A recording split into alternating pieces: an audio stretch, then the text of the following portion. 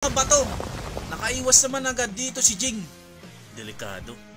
Hanggang ngayon ay marami talaga siyang abilidad na kayang gawin pa na hindi ko nalalaman.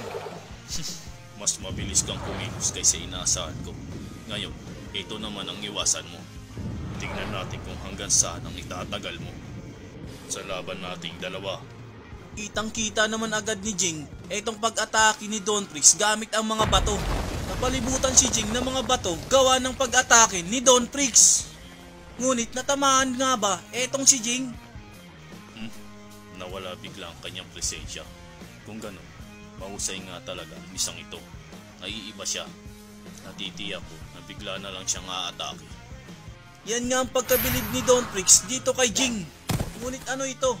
Kaya ba ni Jing gumamit ng katulad na abilidad ni Nob? Kung ganon ay nakaiwas pala si Jing sa pag-atake ni Don at lumipat nga siya sa likuran nito.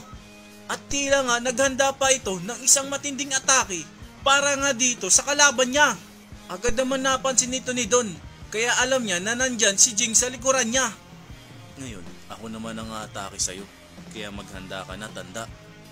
Mukha ngang matindi-tinding atake ang gagawin ni Jing dito kay Don.